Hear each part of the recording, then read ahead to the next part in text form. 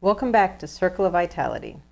Well, it's summertime, and I love fresh produce. I love salsa and guacamole and anything that I can make with veggies right out of the farmer's market. So today we're going to make salsa and guacamole. Guacamole is one of my favorites. First of all, we're just going to take 4 avocados, and you just need to fill the avocado until if it's soft, it's going to be pretty good. If it's hard to touch and you can't leave an indentation of any kind, then it's probably not quite ripe. If you want to ripen it, just leave it out on your counter and it will ripen very quickly. If you buy avocados on sale, I buy them when they're on sale, $3 for $1. And Aldi has ad match, and so you can get them anywhere, Walmart or wherever, for $3 for $1, and Walmart usually has the bigger ones. Anyway, you can open them up like we're going to, and instead of using them, if they're ripe and you have too many of them, you just scoop out the flesh and put them in a Ziploc bag, and you can put them in your freezer.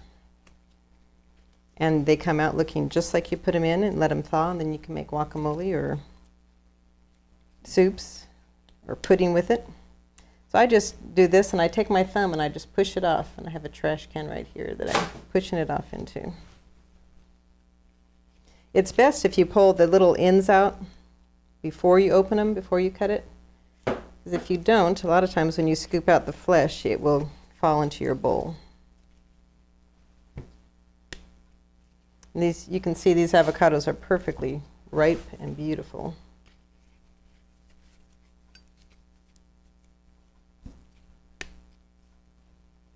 Now, because I'm going to be making guacamole, I'm going to go ahead and score these just because I like to mash it with a fork, and it just makes it easier. So I'm just going to score. I'm going to go ahead and do these all, and then I'll scoop it with the spoon at one time because they can get kind of messy. This just makes the mashing go quicker.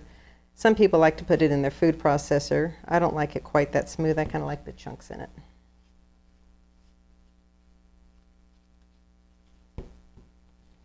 We're just going to, now avocados, they are high in fat, but it is a good fat. It's called the heart healthy fat. You don't want to sit down and eat, 2 cups of guacamole at one sitting because there are the calories in it, but it is a great vegetable to eat. And you don't need a lot of it. You can have a little bit of it and with your veggies or a wrap. I like to use it sometimes as a spread rather than other toppings or condiments.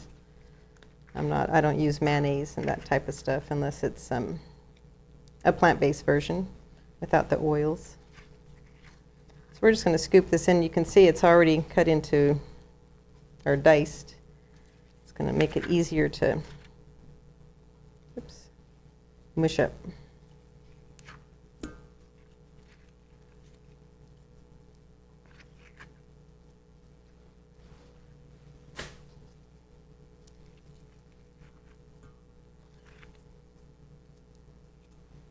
And this makes a fairly good-sized batch of guacamole, so you can cut it in half if you want to.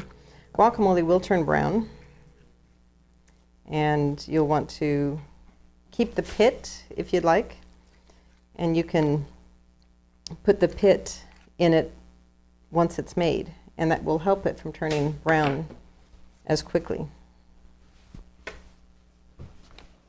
Excuse me, I left an ingredient over there. Okay, next thing we're going to do is take our fork and we're just going to mash. Again, it doesn't have to be super smooth, but we just want to get it so it's not just big chunks.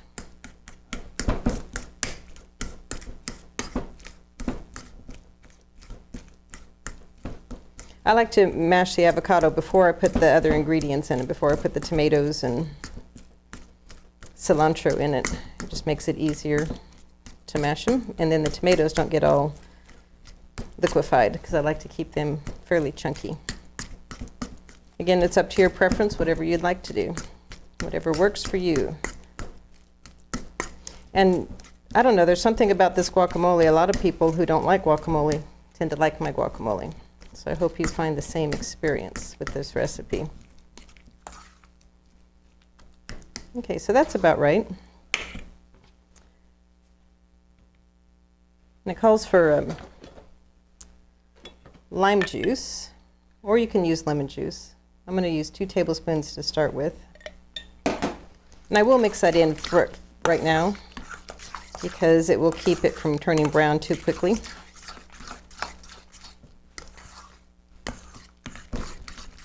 And I found if you put this in a dark bowl instead of a clear or glass bowl, if you put it in a dark container and seal it where it's airtight, it will stay, the colors will stay more vibrant for a longer period.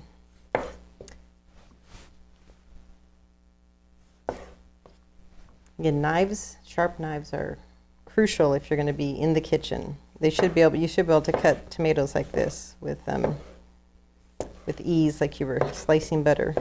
So I'm just going to dice these. They don't have to be super small.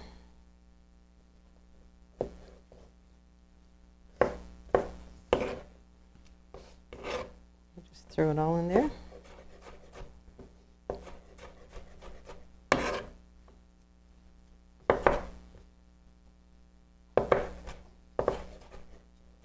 And tomatoes, fresh tomatoes, are so amazing when they're garden fresh, right from the farmer's market, picked the day you eat them or the day before you eat them, or if you have your own garden. There's nothing like a fresh grown, homegrown tomato. The acidic level is much less. I don't know what it is about them. The color is greater, brighter. But they are a delight to have. Okay, so we'll put those in.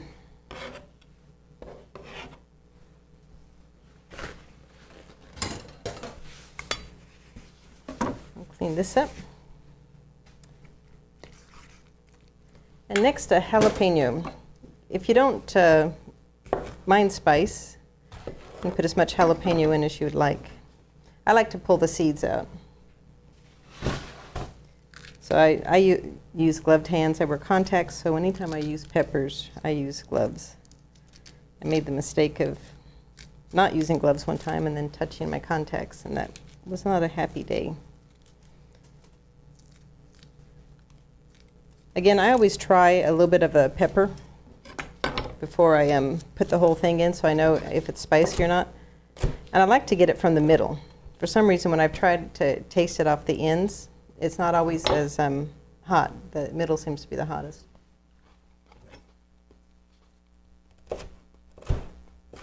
This has a nice spice to it. But I think for that amount of guacamole, I'm going to go ahead and put the full jalapeno in.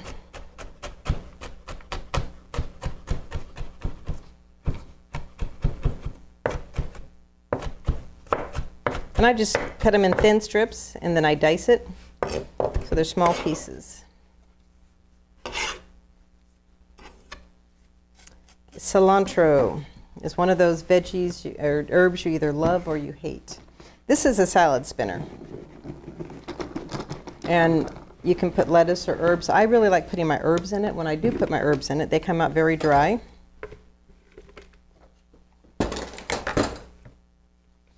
And then I just wrap them I'll lay a paper towel down and I'll roll them in a paper towel and put it in a Ziploc bag. And they stay in the fridge, and they'll stay for weeks and be really green if you've dried them well enough.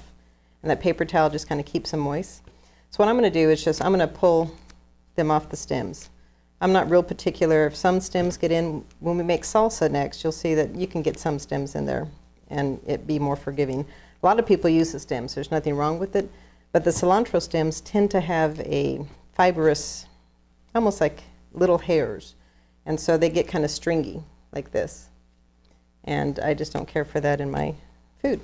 So I tend to pull them off. Now, if people who are allergic to cilantro or don't like it, they say it tastes like soap. I don't have that problem, so I really like cilantro. The more, the better.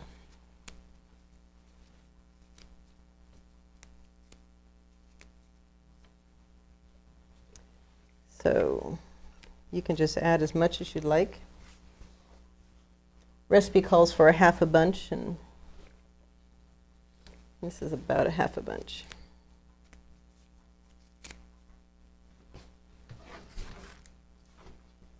So then I just give it a fine chop. I mean a rough chop, sorry.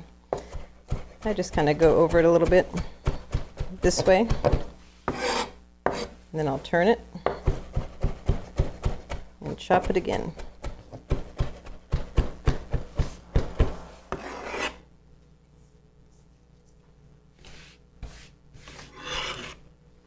All right, and now it's time to add our spices. And again, this is all based on your individual palate. Cumin, we're going to put 2 teaspoons of cumin in. And I use very generous teaspoons when it comes to cumin and garlic. Put some salt. Recipe calls for crushed red peppers or a pinch of cayenne. It just depends on your spice level and what you like.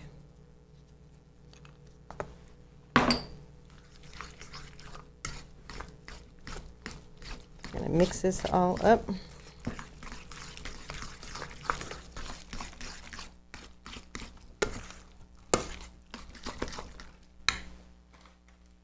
going to taste it here.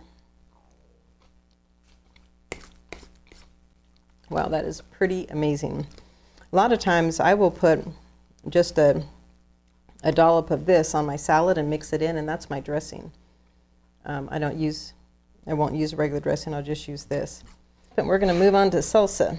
All right, so with our salsa, because we're using the food processor, we really don't have to chop anything real fine. I know that last jalapeno was a decent one, wasn't too hot, wasn't too mild. If they aren't too hot and you want them hotter, leave the seeds in and you'll get more spice out of that. So I'm going to leave a few seeds just because I like the spice. Okay, so I'm going to throw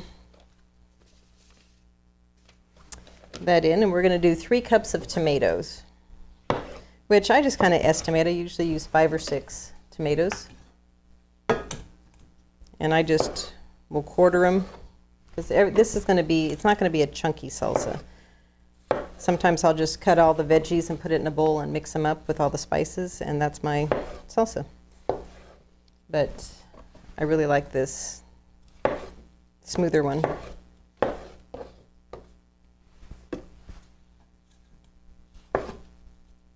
I think we'll start with that. And we're going to put some onion in.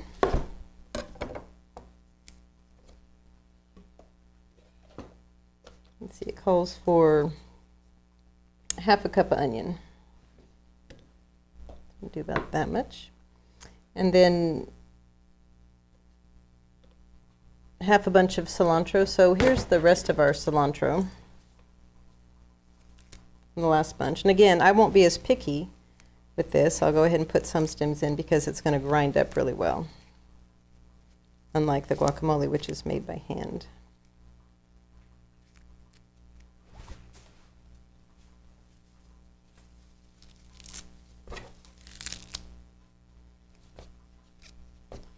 So just get as much in here as we can.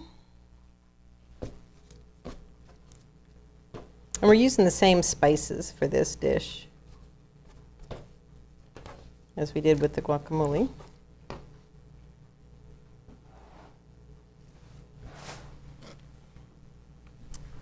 And we're going to put some diced bell pepper in. I guess I really didn't need to dice it, but I did. All right, and we're back to our spices. We'll do cumin, another 2 teaspoons.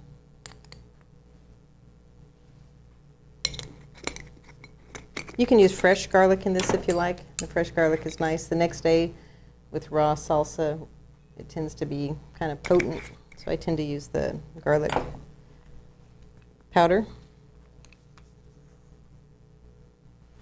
You use 1 to 2 teaspoons of that.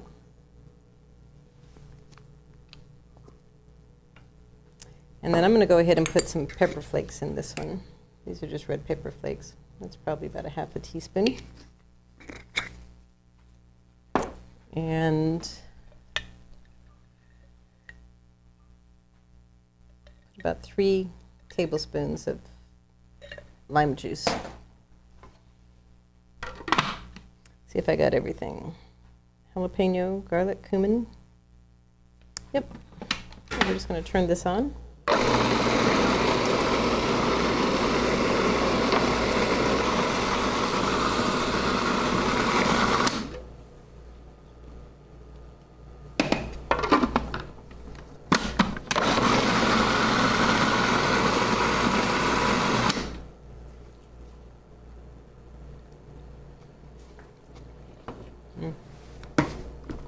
Wow, that has a really nice summer flavor to it.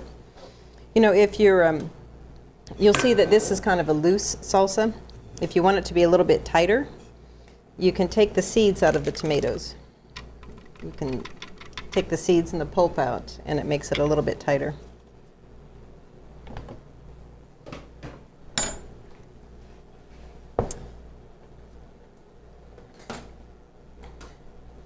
Anyway, here's our salsa. This will be good on salads and veggies, on wraps with some healthy chips. I know there are people who eat eggs. If you eat eggs, this is great. A lot of things you can do with salsa to dress up a dish. So there's our summer garden of guacamole and salsa. So I hope that this summer you can find plenty of vegetables at your farmer's market and take advantage of as much organic as possible and really feed the life of the fresh veggies into your system, into your body this summer. I hope you are making better choices today so tomorrow can be your best so you can live in optimum health. See you next week.